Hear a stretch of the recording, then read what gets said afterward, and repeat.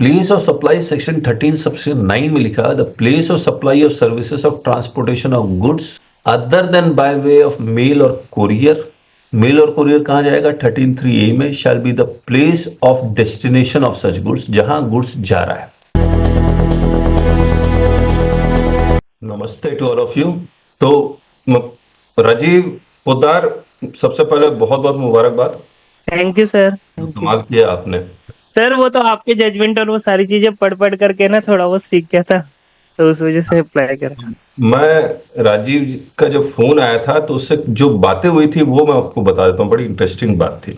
तो जब राजीव ने पहली बार फोन किया तो मैं नहीं चाहता था कि वो ग्रुप ज्वाइन करे, क्योंकि जो एक्सपीरियंस था, जो क्वालिफिकेशन था, मुझे ऐसा लग रहा था कि he is not well suited to this group. तो मैंने उसको कहा था कि मेहनत करोगे तो ज्वाइन करना, नहीं तो मत करना, क्योंकि एक बैड एक्सपीरियंस हो चुका था मेरे साथ। तो राजीव, ये सही बात है? बिल्कुल सर। हाँ जी, आपने तो ये भी कह दिया था कि मैं अपना अकाउंट नंबर बताओ, मैं पैसे ट्रांसफर कर रहा हूँ, मेरे को नहीं रखना था, ये तक आपने बोल दिया। ओके, क्या बात है। और ये यूट्यूब में वीडियोस देखो और मेहनत करो भाई, और यहाँ आके कुछ भी समझ पाओगे, मुझे डाउट ही लग रहा है। ये तो मैंने बहुत कुछ कहा था, मतलब एक तरह से मैंने बहुत डिस्करेज किया था राजीव को कि ज्वाइन ना करे, क्योंकि ऐसा लग रहा था कि ग्रुप का कोहेशन, ग्रुप का जो आपस में हम लोग बात करते हैं वो खराब ना हो जाए। मुझे डर वही लग रहा था बस, क्योंकि अजीब से क्वेश्चन आ सकते हैं ना, तो वो डर था। लेकिन I must congratulate again Rajiv कि इसने एकदम चुपचाप सुना, उसने कोई सवाल जवाब कुछ नहीं किया, एकदम सब सिर्फ सुनता है। तो दैट इज वेरी गुड, और उसका रिजल्ट इसको मिला है। Thank you sir. Good, very अभिनंदन राजीव सर, बक्से टेबल। Thank you sir. तो बस इसी तरह से मेहनत करना है और सीखना बहुत जरूरी है। ठीक है, अभी जितने भी मेंबर्स के, जैसे आज कौन कौन आया देखते हैं। एक और थे कर्नाटका के, वो ज्वाइन क्यों नहीं कर? चलिए, तो today we are discussing 50th second GST council meeting minutes, जो 7 अक्टूबर 2023 को हुआ था। और ये हुआ कहाँ था? जगह का नाम लिखा हुआ है, न्यू दिल्ली, दिल्ली में हुआ है। मैं इसका इंपॉर्टेंस बता दूं, जो भी नए ज्वाइन किए हैं उनके लिए भी बता दूं, इसमें क्या क्या एजेंडा में क्या क्या होता है। एजेंडा में जो लास्ट मीटिंग हुए थे उसका मिनट्स को वो अप्रूव करते हैं। जैसे ही अप्रूव हो जाता है तो आपको इसके वेबसाइट में नजर आने लगता है। मैं वेबसाइट दिखलाता हूं आपको। अरे शेयर नहीं किया मैंने, स्क्रीन शेयर नहीं है सर। और एक न्यू मेंबर दिख रहे सर, मनदीप करके कोई। अच्छा, अभी देखते। तो today we are discussing 50th second GST council meeting minutes, और ये 7 अक्टूबर 2023 को हुआ था, दिल्ली में हुआ था। अब इसका इंपॉर्टेंस क्या है ये आप समझिए, और इसको हम लोग क्यों पढ़ते हैं ये भी, जो भी नए मेंबर्स हैं उनके लिए भी है। इसमें जो एजेंडा होते हैं कि लास्ट मिनट्स, जो लास्ट मीटिंग हुई थी उसके मिनट्स को वो अप्रूव करते हैं, तभी जाके ये वेबसाइट में भी नजर आता है। ये वेबसाइट में दिखला रहा हूं आपको, ये जीएसटी काउंसिल का वेबसाइट है, जीएसटी काउंसिल मीटिंग्स। इस वेबसाइट में आपको ये सारे मिल जाएंगे। अब जब दिसंबर में 54th होगा, नहीं दिसंबर में शायद 55th जीएसटी काउंसिल मीटिंग होगी, तब यहां पर 54 नजर आने लगेगा। तो यहां से आप मिनट्स दे सकते हैं, यहां से एजेंडा दे सकते हैं। और जब एजेंडा को क्लिक करेंगे तो ये कई रनिंग इन 500 पेजेस 400 पेजेस भी हो सकता है। ये देखिए 721 पेज का एजेंडा आइटम है। इसको हम लोग नहीं पढ़ते, हम लोग सिंपल क्या पढ़ते हैं, सिर्फ मिनट्स है जो 20-25 पेज का होता है। अब ये इसमें नोटिफिकेशन कोई नया लेके आना वो डिस्कस हुआ पड़ता है, कोई एक्ट में अमेंडमेंट करना उसका भी इसमें डिस्कशन होता है, या कोई क्लैरिफिकेशन या कोई सर्कुलर निकालना हो उसका भी डिस्कशन होता है। इंटरेस्टिंगली सर्कुलर निकालने के लिए जीएसटी काउंसिल में जाने की जरूरत नहीं है, बट स्टिल इसका डिस्कशन होता ही होता है। नोटिफिकेशन या कोई ऑर्डर निकालना, उसका डिस्कशन के बिना वो कोई नया नोटिफिकेशन या फिर नया ऑर्डर आ नहीं सकता है। एक्ट में अमेंडमेंट करने के लिए जीएसटी काउंसिल का रिकमेंडेशन की कोई जरूरत नहीं है, but still it is being discussed. आप ये मान के चलिए कि जीएसटी काउंसिल मीटिंग में कि कोई एजेंडा, ऐसा एजेंडा जिसकी जरूरत नहीं है वो भी डिस्कस होता है। Everything is being discussed. अब पुराने नोटिफिकेशन सर्कुलर्स ऑर्डर को वो रेटिफाई करते हैं, तो कि जीएसटी लॉ में हर जगह लिखा हुआ on the recommendation of the GST council. तो ये जो रिकमेंडेशन है वो कहां पढ़ेंगे? ये मिनट्स में ही पढ़ेंगे हम लोग। तो ये सब एजेंडा आइटम है। जैसे आईएसडी का अमेंडमेंट करना था तो वो डिस्कस हुआ, फिर प्रोविजनल अटैच्ड प्रॉपर्टी का डिस्कस हुआ, प्लेस और सप्लाई का डिस्कशन हुआ। तो ऐसे करके incorporation of one person company, उसका कैसे जीएसटी में रजिस्ट्रेशन होगा उसके बारे में डिस्कस हुआ। टीडीएस टीसीएस का रजिस्ट्रेशन कैसे कब कैसे कैंसिल होगा, उसका प्रोसीजर क्या है उसके बारे में डिस्कस हुआ। डीआरसी 05 के कुछ में चेंजेस लेके आने थे, वो डिस्कस हुआ। एक डिस्कशन ये देखिए, जीएसटीआर 8 के फॉर्म में लेट फीस नहीं लिखा हुआ, उसका डिस्कशन हुआ।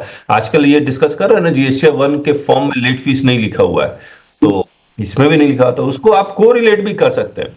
दूसरा, ये इतना इंपॉर्टेंट है जीएसटी काउंसिल के मीटिंग मिनट्स, आपको इंटेंशन के बारे में पता लग जाएगा। आप इसमें जब पढ़ेंगे तो आपको पता लगेगा कि ये लॉ क्यों लेके आ रहे हैं, नया लॉ क्यों लेके आ रहे हैं। मान लीजिए कोई नया प्रोविजन इंसर्ट हो रहा है तो वो क्यों हो रहा है, कोई नोटिफिकेशन में अमेंडमेंट हो रहा है तो क्यों हो रहा है। ये तमाम बातें इसमें आपको डिस्कशन में मिलेगा।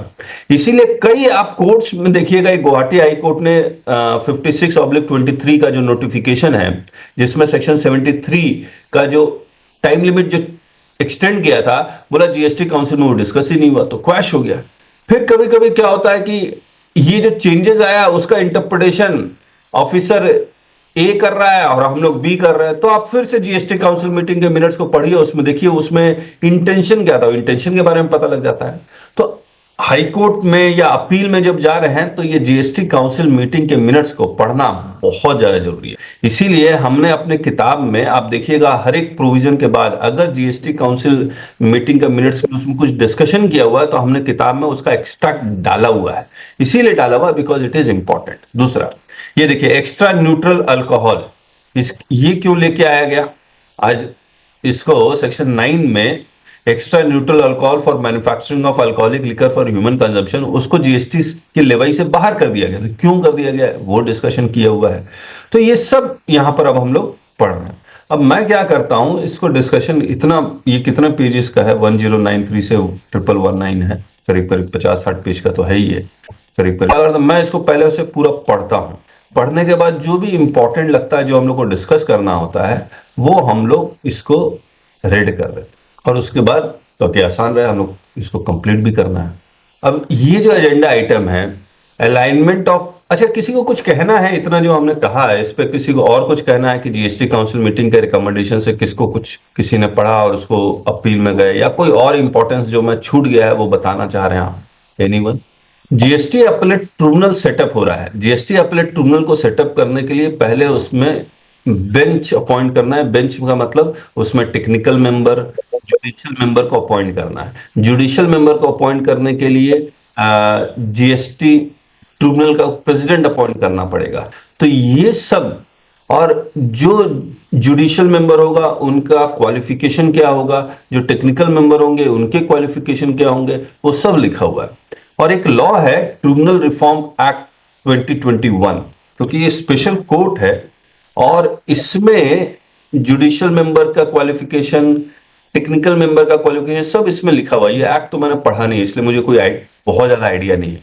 अब ये कह रहे हैं कि जो जीएसटी ट्रिब्यूनल जो सेटअप हो रहा है, it should be align with this tribunal reform act 2021। तो जो ट्रिब्यूनल में जो क्वालिफिकेशन लिखा हुआ था और जो ट्रिब्यूनल रिफॉर्म एक्ट में 21 में क्वालिफिकेशन लिखा हुआ था, वो अलाइन नहीं था। मान लीजिए इसमें लिखा हुआ कम से कम मिनिमम 10 साल का एक्सपीरियंस, और जीएसटी ट्रिब्यूनल में लिख दिया मिनिमम एक्सपीरियंस ऑफ 5 इयर्स, तो that was not align.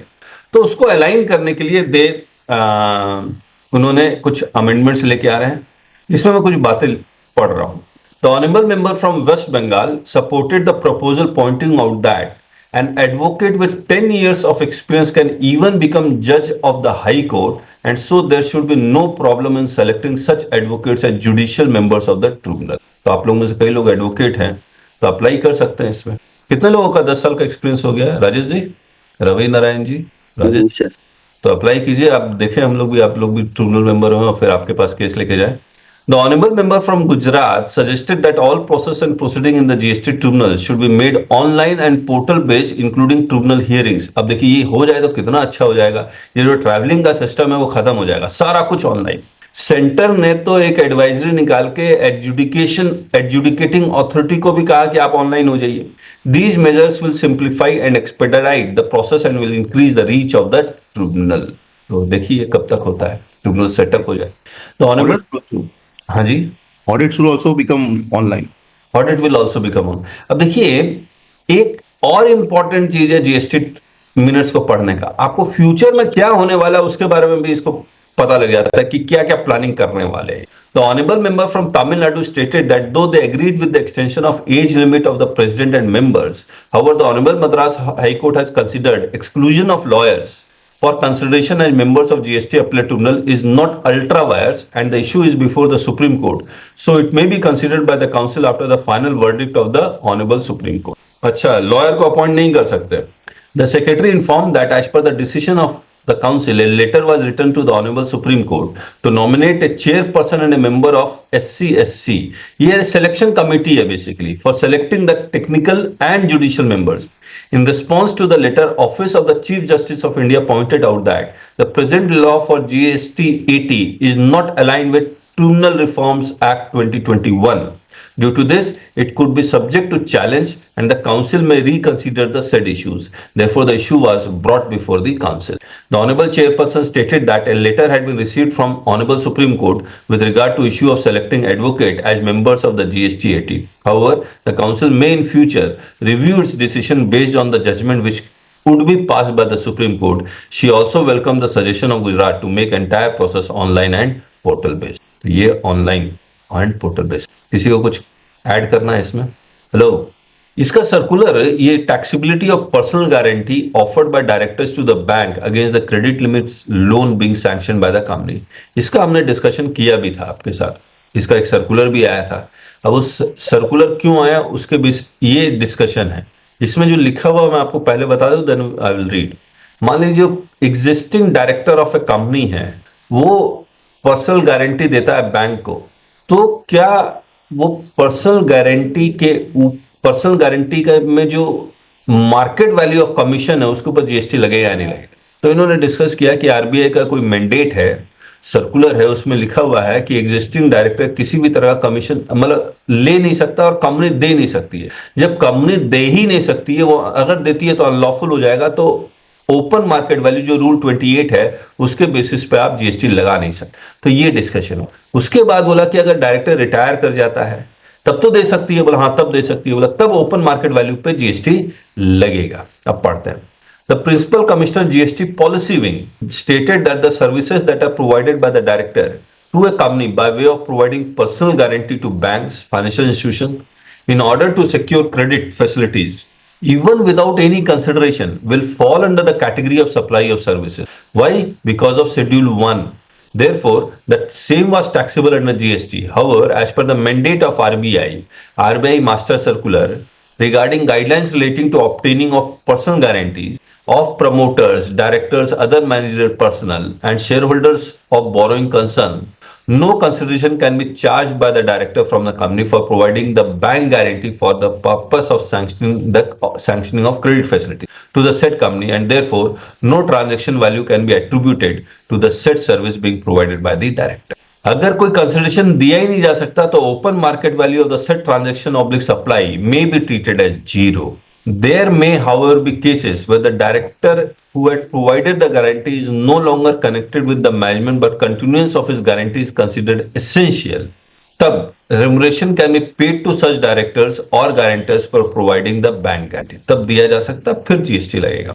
As corporate guarantees, unlike the bank guarantee, are specific and peculiar to a particular corporate group or company, and therefore external third-party comparison may not be available or related. अब इससे related इन्होंने क्या law लेके आए, किसी को कोई याद है तो बताइए आप, क्योंकि ओपन मार्केट वैल्यू निकाला नहीं जा सकता है तो इन्होंने क्या किया?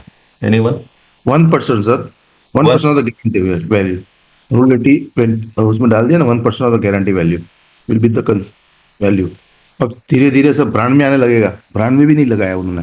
हाँ, रूल 28 सब रूल 1, ये सब रूल 2 ऐड किया है इन्होंने. Notwithstanding anything contained in sub rule 1, the value of supply of services by a supplier to a recipient who is related person located in India by way of providing corporate guarantee to any banking company or financial institution on behalf of the said recipient shall be deemed to be, क्योंकि external हो नहीं सकता, shall be deemed to be 1% of the amount of such guarantee offered per annum. पहले per annum नहीं था, और the actual consideration whichever is higher. अब ये जो चेंजेस आए 1, 2, 3, 26 अक्टूबर 2023, फिर ये 10 जुलाई 2024, लेकिन ये जो आया है 26 सितंबर 2023 ये वाला, और ये जो मिनट्स हम लोग पढ़ रहे हैं वो उसका डेट क्या है 7 अक्टूबर 2023। उसके बाद ही आया। मैं सेफली एज्यूम कर लूं कि इसके कारण ये जो इंसर्शन है क्लॉज 2 का वो इसी के कारण है। हम्म और ये 4 जो है ये तो एकदम बाद में आया, तो इसकी मीटिंग बाद में हुई तो पहले इसकी। अब अगर ये 1% इन्होंने ये ऐड कर रहे हैं तो ये कैसे कर रहे हैं, 1% अराइव कैसे कर रहे हैं? इसमें अगर आप देखेंगे तो इन्होंने ये रिकमेंड किया इंसर्ट करना सब रूल 2, और इसमें ये देखिए गारंटी ऑफर्ड पर एनम नहीं लिखा हुआ है, ये 1% लिखा हुआ था, बाद में तो 2024 में हुआ।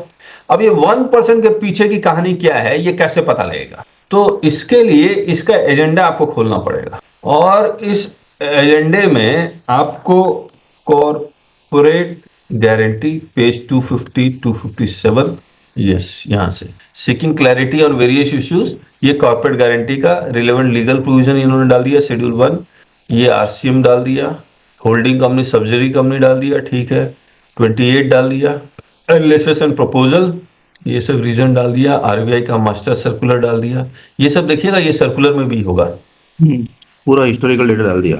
हाँ एक एक चीज डिस्कस कर रहे हैं ये।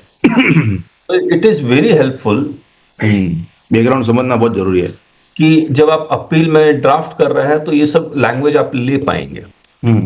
अब देखिए क्या लिखा है, 1% आया कहां से? While in cases where the recipient is eligible for full input tax credit, as per the second proviso of this, the value declared in the invoice, if any, shall be deemed to be। एक चीज और बता दूं आपको, ये जो proviso है ये पहले नहीं था सेकंड के साथ, ये सिर्फ फर्स्ट के साथ था। अच्छा हाँ बराबर बराबर सर, बाद में उन्होंने यस ऐड किया, कब किया? 4 नवंबर 2024 में।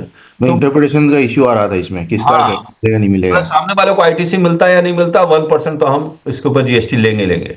अब वो केस भी खत्म हो गया, लेकिन अब हम लोग वापस आते हैं उस एजेंडा आइटम में, वो 1% कहां से अराइव हुआ? In this regard, it is mentioned that all banks have got different rates of commission charges for bank guarantee ranging from 0.5% to 3%. In some cases, bank may not be charging any commission oblique charge at all, depending upon the long-standing relationship with the concerned client. It is also observed that under Rule 10TD pertaining to safe harbor under Income Tax Rule 1962, for providing bank guarantee in eligible international transaction, the minimum acceptable commission oblique fee is 1% of the amount guaranteed. Therefore, it is proposed that we may consider adopting the same for the purpose of valuation of the supply of services of providing corporate guarantee in cases of related person under GST also. तो इसीलिए 1% कहां से ले आया? Safe harbour rule से ले आया, और ये ऐड हो गया, और ये सर्कुलर वो लेके आ गए। नहीं वो सर्कुलर तो रजिस्ट्रेशन का था, ये रहा, ये कॉर्पोरेट गारंटी का सर्कुलर जो हम लोग ने पढ़ा हुआ भी है। हाँ, और जब हम लोग सर्कुलर पढ़ रहे थे तब ये मिनट्स थे भी नहीं, क्योंकि नेक्स्ट मिनट तब तो पता लगेगा, ठीक है। अब किसी को कुछ ऐड करना, कुछ कहना हो तो प्लीज चलिए। ब्रांड वैल्यू इसमें कवर नहीं होता है, ब्रांड वैल्यू में डिपार्टमेंट आजकल पॉइंट उठा रही है। यस सर, पार्टनर अगर पार्टनरशिप फर्म को दे तो फॉल नहीं होता है ना इसमें? नहीं तब नहीं होगा। ठीक है। अब देखिए एक एमनेस्टी स्कीम आई थी कि अगर 73-74 का ऑर्डर है, अगर आपने अपील फाइल नहीं कर पाए हैं तो आप उसका अपील फाइल कर सकते हैं। लास्ट डेट क्या था? 31 दिसंबर 2023 था। हेलो जी सर, जी सर, याद है? हाँ सर, हाँ सर। इस पे डिस्कशन हुआ, the law prescribe the common portal. अब देखिए ये लाइन को रेड क्यों किया? आपको जो ऑर्डर आना चाहिए वो मेल पे आना चाहिए या पोर्टल पे आना चाहिए या पोस्ट द्वारा आना चाहिए? कैसे आना चाहिए वो ऑर्डर? पोर्टल पे आना चाहिए सर, पोर्टल पे। Portal is the valid mode, और ये जीएसटी काउंसिल का मीटिंग मिनट्स लिख भी रहा है, the law prescribes the common portal as the valid mode of service of notice and orders and no physical service of these notice और orders was mandatory. लीजिए, order ही upload नहीं करते थे, और उसी को हम लोग कई जगह चैलेंज भी किया हमने कि order is not uploaded, show cause notice is not uploaded. आपने मेल पे दिया, दैट इज नॉट इंपॉर्टेंट। अब आइए, एट द सेम टाइम अब जब इस टैक्स पेयर कहता था मिला नहीं, बोला सीए का फोन नंबर दिया हुआ, टैक्स प्रैक्टिशनर, वो सब कहानी थी। तो इन्होंने क्या किया? At the same time the recovery books of the authorities are bulging without sufficient recovery as the appeals are likely to be rejected even if they are filed. in view of limited power of the appellate authority to condone any delays. The pre-deposit amount is also not being realized in the books of the government. अब ये line का मतलब ये है कि कम से कम appeal file करता कम से कम 10% तो आता, वो 10% भी नहीं आ रहा। कहने का मतलब टैक्स पेयर अपील फाइल कर नहीं पा रहा है और डिपार्टमेंट रिकवरी कर नहीं पा रही है, तो डिपार्टमेंट को दोनों तरफ से नुकसान है। If such appeals are allowed by condoning the delay, then a large number of such taxpayers are likely to come forward and pay the pre-deposit amount.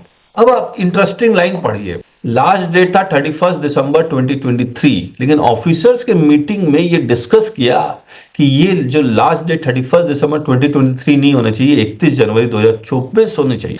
However, it was recommended in the officers meeting that the time for filing may be kept as 31st January 2024 instead of 31st December 2023 in the said special provision for providing more time to taxpayers. ये agree हो गया। तो ये agree क्या हुआ? 31 दिसंबर 2023। अब इसका agenda में देखना पड़ेगा 31 जनवरी 2024 डिस्कस हुआ या 31 दिसंबर 2023 डिस्कस हुआ। रिकमेंडेशन अगर इसका है तो 31 दिसंबर 2023 कैसे हो गया? ये भी चला ही गया है। चलिए, ये आईएसडी का है। आईएसडी का हम लोग डिस्कस नहीं कर रहे हैं, इसमें कुछ ऐसा था मिला नहीं जिसमें इंसाइट मिले। Clarification regarding restoration of provisional attach property. Last session में भी हम लोग डिस्कस कर रहे थे कि अटैच कर देता है तो हमने कहा ऑटोमेटिकली 1 साल बाद हट जाएगा, तो फिर ये बात हुई कि ऑटोमेटिकली नहीं होता है, ये कहना पड़ता उनको। However, as per Rule 159 Sub Rule 2 of CGST rules, provisional attachment of a property shall be removed only on the written instructions from the Commissioner to that effect.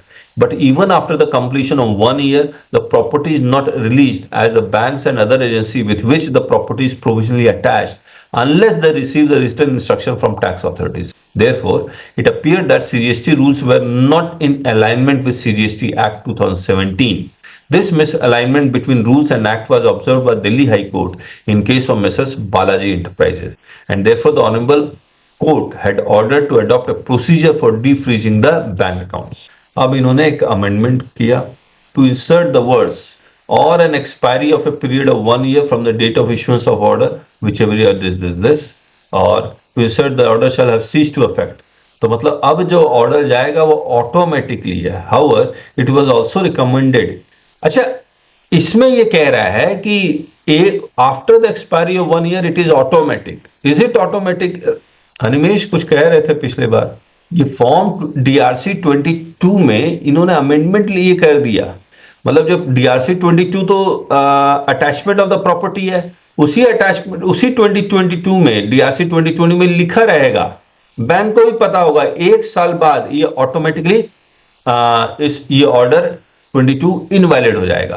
This order shall cease to have effect on the date of issuance of order in 23 by the commissioner और on the expiry of period of 1 year from the date of issuance of the order whichever is earlier. However, it was also recommended in the officers meeting that officers may be issued alerts in respect of all such provisionally attached orders where they are nearing the completion of 1 year, so that if any action needs to be taken by the concerned officer, then the same could be done well before the lapse of time limit. GSTN was requested to provide the said functionality on the system so that the officers could be alerted about the time limit of expiry of 1 year of the provisional attachment order. Please, किसी को कुछ कहना है तो कहिएगा।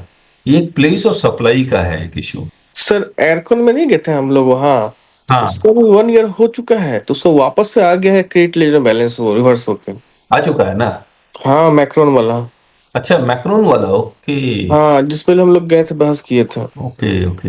देखिए, place of supply section 13 subsection 9 में लिखा है the place of supply of services of transportation of goods other than by way of mail और कोरियर। मेल और कोरियर कहाँ जाएगा? 13(3)(a) में shall be the place of destination of such goods, जहां goods जा रहा है। अब मैं इसका सिमिलर प्रोविजन सेक्शन 12 सबसेक्शन 8 में पढ़ता हूँ। The place of supply of services by way of transportation of goods including by mail और कोरियर, और यहाँ क्या लिखा हुआ? अदर देन बाय मेल और कोरियर। तो इन्होंने कहा कि लेट अस अलाइन इट, एक जैसा कर देते हैं। तो इन्होंने क्या किया, ये पूरा 39 डिलीट कर दिया, ये ओमिटेड, और आपने ओमिटेड का सेशन लिया था हमारे साथ, तो हमने मोहित मिनरल का केस ओशन फ्रीट वाला, उसके साथ मिलकर ये कई सारे डिस्कशन किए थे ये वाला, और हमने ये कहा था कि अगर 39 होता सेक्शन 13 सबसेक्शन 9 होता तो ये सिचुएशन होती, और 13(2) आ गया है, यानी कि 13 सबसेक्शन 9 अगर डिस्कस हो गया है तो प्लेस ऑफ सप्लाई कैसे निकलेगा 13 सबसेक्शन 2 के साथ। 13 सबसेक्शन 2 क्या कहता है कि place of supply is the location of the recipient if the location address of the location of the recipient if the address of the location of recipient is not available then place of supply will be the location of supplier. तो उसके according हो रहा है। तो हमने ये कई सारे एग्जांपल्स बना दिए, और ये 13 सबसेक्शन 9 कब डिलीट हुआ, 1 अक्टूबर 2023 से डिलीट हुआ। तो 1 अक्टूबर 2023 से पहले यानी 30 सितंबर 2023 तक place of supply will B outside India, उसके बाद इंडिया। इस तरह से ये पूरा एग्जांपल इसमें किया हुआ भी। फिर कुछ सर्कुलर्स आए, ये सर्कुलर उसी के अकॉर्डिंग आए होंगे जो अभी हम लोग मीटिंग डिस्कस कर रहे हैं। अब मैं वापस आता हूं इसी। There may be cases where the अच्छा, तो ये वो वाला पॉइंट था, इसीलिए सेक्शन 13 सबसेक्शन 9 डिलीट। अब एक जीनल वाला जो इशू था जहां पर इमोल प्रॉपर्टी लोकेटेड है, तो कॉन्ट्रैक्टर बीच में अगर आ जाता है, सब कॉन्ट्रैक्टर बीच में आया, तो कॉन्ट्रैक्टर और सब कॉन्ट्रैक्टर के बीच में अगर ट्रांजैक्शन हो रहा है related to that immovable property, तो प्लेस ऑफ सप्लाई हम लोग कॉन्ट्रैक्टर और सब कॉन्ट्रैक्टर के बीच में जो आ रहा है, तो उसमें हमने कहा कि लोकेशन ऑफ इमोल प्रॉपर्टी नहीं रहेगी, वो क्या रहेगी कि जहां पर वो सब कॉन्ट्रैक्टर लोकेटेड है वो वाली रहेगी। तो उससे रिलेटेड हमने सर्कुलर भी पढ़ लिया, उसी से रिलेटेड ये सर्कुलर का डिस्कशन यहां पर है। तो सेम है।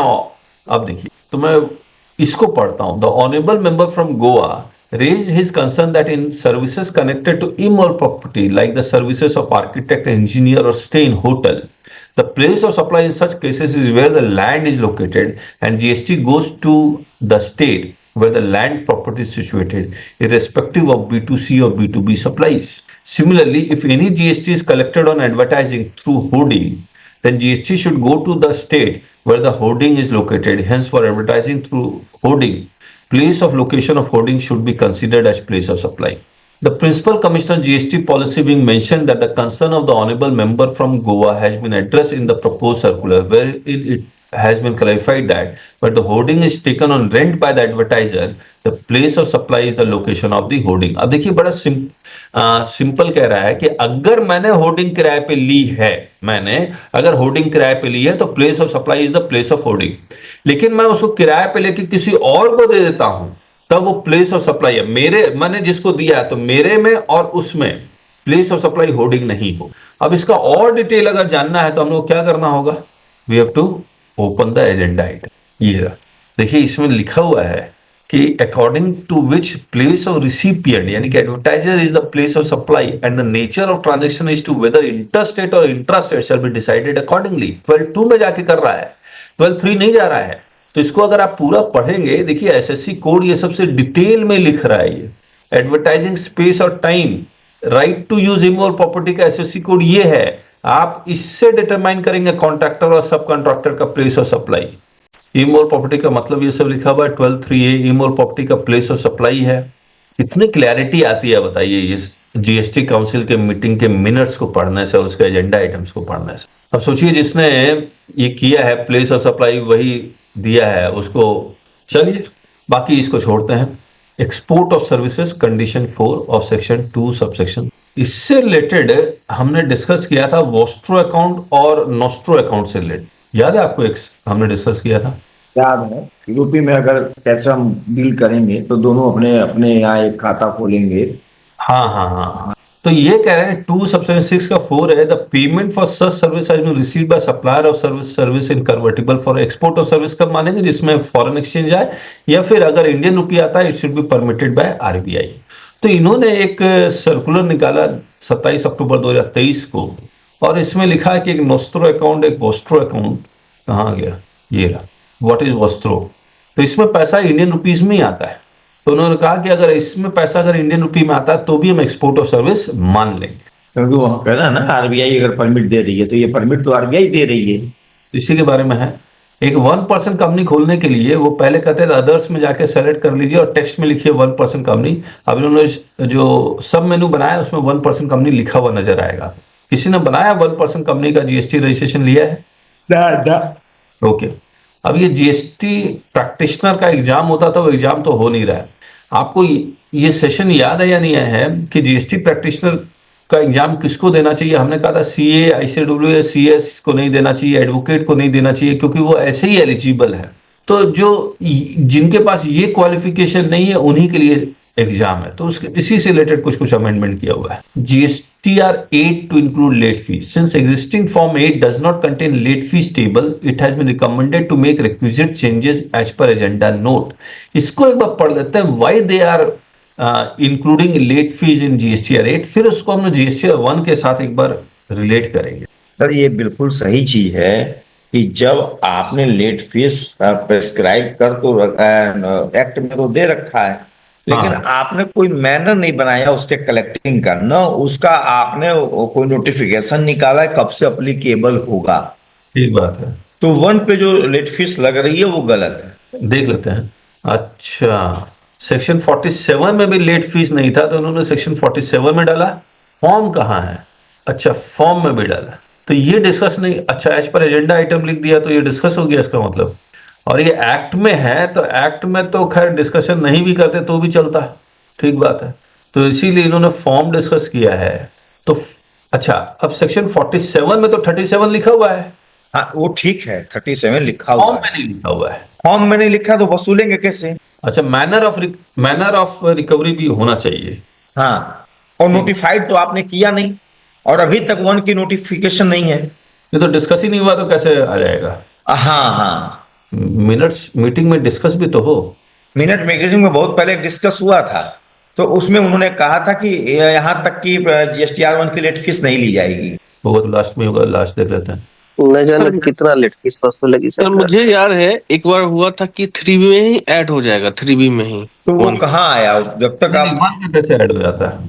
ऐसा कुछ चल रहा था सर एक बार। सर 1 से तो वसूल भी नहीं सकते, वसूलने का तो कॉलम 3 भी था, वहां हाँ। वो 1 में ऐड कर देंगे एक टेबल लेट फीस की, और वो ऑटोमेटिक जैसे 3B बनता है उसी में वो लेट फीस आके ऐड हो जाएगी अलग से। यस सर, पर ये हुआ ही नहीं। पता नहीं, खैर इन एनी केस जब GSTR 8 में है लेट फी का कॉलम और कह रहे हो 3B में होना चाहिए था। सर मैं इस तरह का है। सर मैं एक ड्राफ्ट बनाया था, उसमें यही लिखा है कि GSTR 8 में जैसे किया आप वैसे GSTR 1 में करना चाहिए था, आपने तो किया नहीं। सर नहीं करने का कोई रीजन है क्या सर? एक ही सप्लाई के लिए कितनी बार लेट फीस वसूलेंगे लोग? 8 का तो मान लीजिए एक ही है फॉर्म। अच्छा, 3B में लेट R1 3B में लेट फीस एक ही सप्लाई के लिए R1 में भी ले रहे हैं, फिर 3B में भी ले रहे हैं, लेंगे ले ही रहे हैं। ये 3B में भी लेट फीस नहीं है? नहीं, 3B में तो लेट फीस आती है। है सर, आज इंटरेस्ट और लेट फीस दोनों एक साथ। ये इंटरेस्ट एंड लेट 5.1 फीस। में 5 वाले नंबर में देखिए। 5, हाँ 5 वाले नंबर पे हाँ sir, value of exam related non GST inverse. नहीं नहीं, ये पुराना फॉर्म है साहब। पूरा नया पूरा form ये पूरा लास्ट में लिखा है इंटरेस्ट।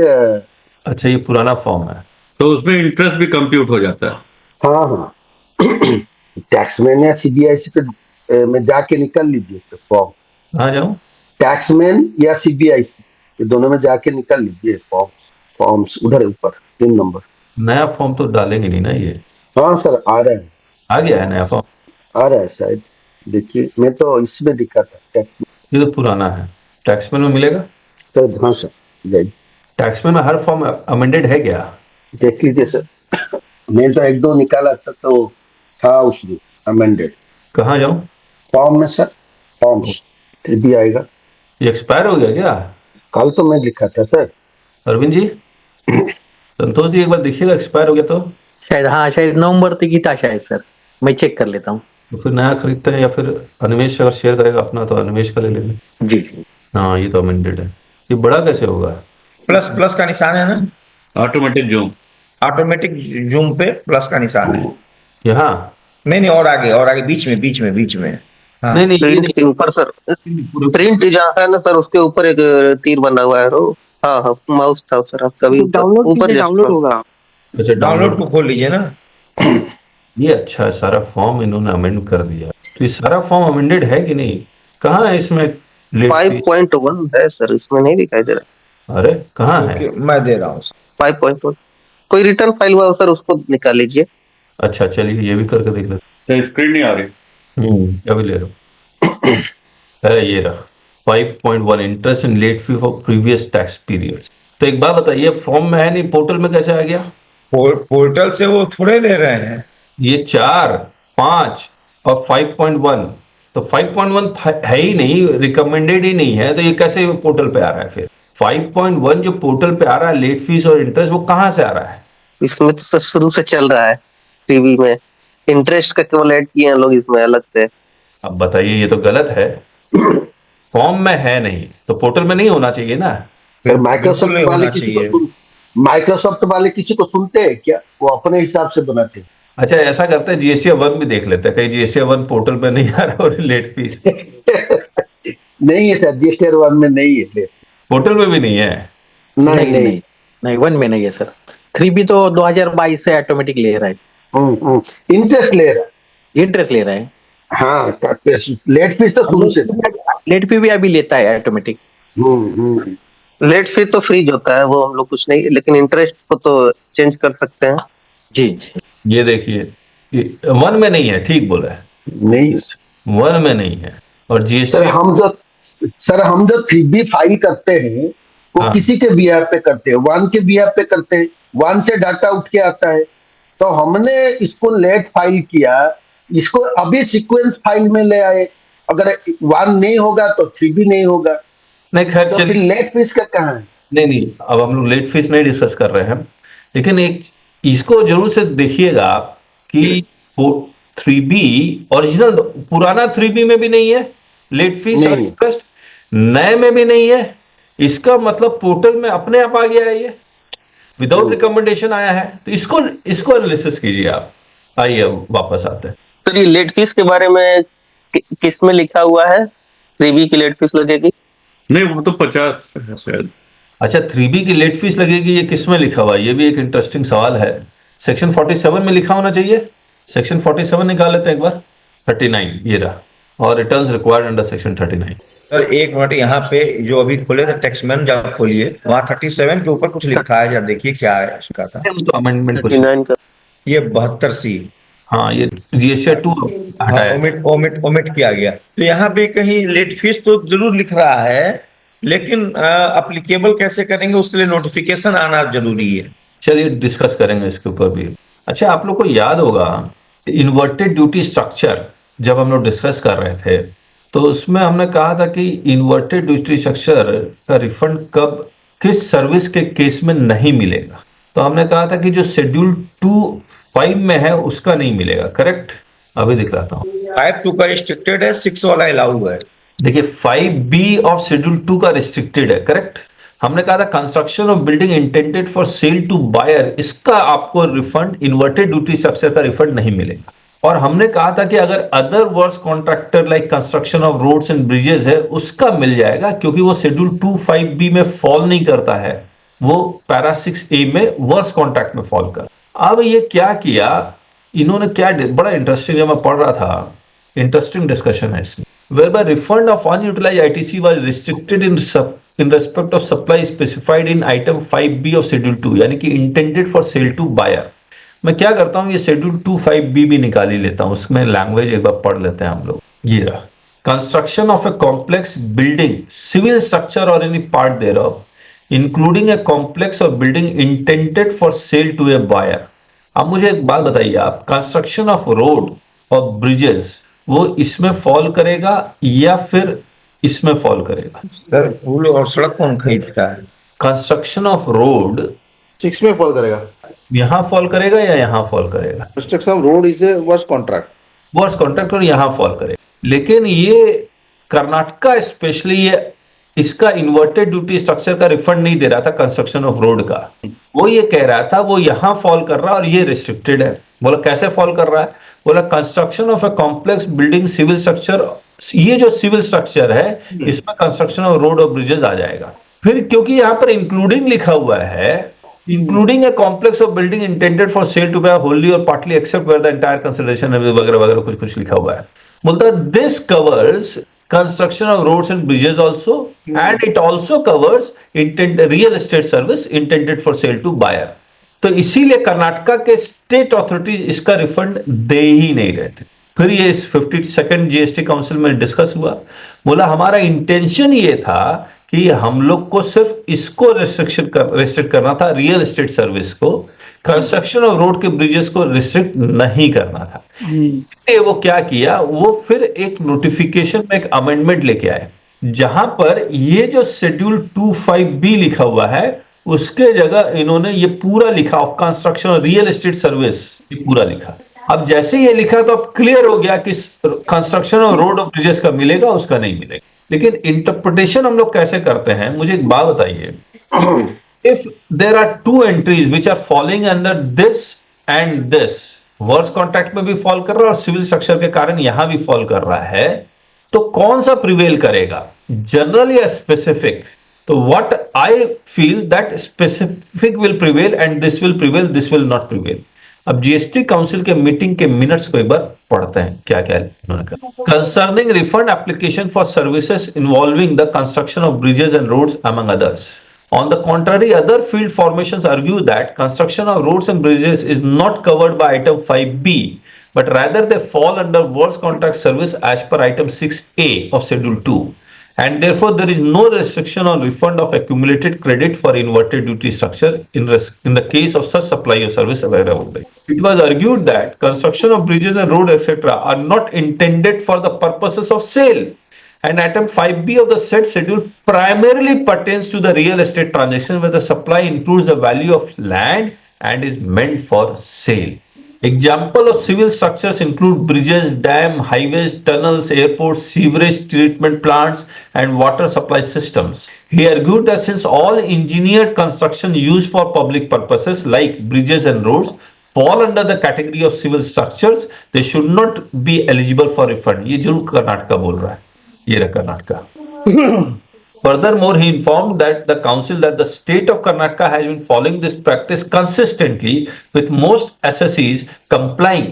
अभी यही तो चक्कर है, comply करेंगे तो फंस जाएंगे, क्योंकि रिफंड एक बार रिजेक्ट हो गया, 2 years एक्सपायर हो गया, अब कभी मिलने वाला नहीं है, except for one who is litigating the matter in the high court. आप अफसर से मिलिए, बोला कोई तो नहीं बोल रहा, आप बोलने आ गए। समझ रहे हो उनका, कभी कभी ये दुर्गापुर में भी यही हुआ था हम लोग के साथ, कोई नहीं बोल रहा, आप ही बोल, ये ग्राउंड उठा रहे हैं कि 1A होना चाहिए, ये होना चाहिए, वो होना चाहिए। The member stress that there have been no significant challenges and the implementation has been smooth. ये सब लैंग्वेज को आप समझिए, ये और ऑफिसर के माइंड के अंदर घुसने की कोशिश की। ही asserted that in their interpretation item 5B of schedule 2 of the act encompasses more than just the real estate sector. They contended that the entry comprises independent components and is inclusive in nature. This inclusivity implies that this entry extends beyond real estate and is not limited to the sector. He stated that it may not be appropriate to dilute the notification through a clarification, and any changes should be made by amending the notification rather than through such a clarification.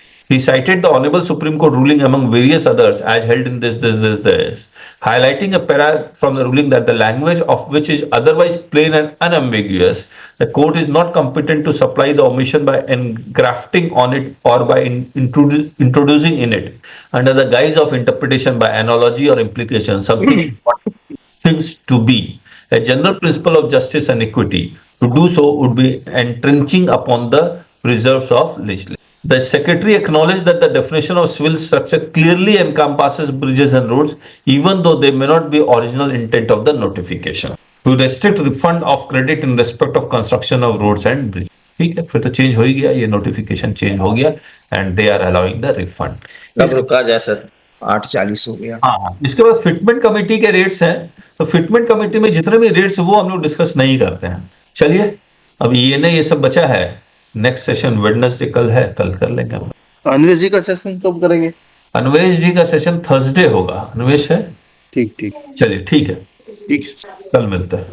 Okay. नमस्ते sir. Okay sir, नमस्ते sir.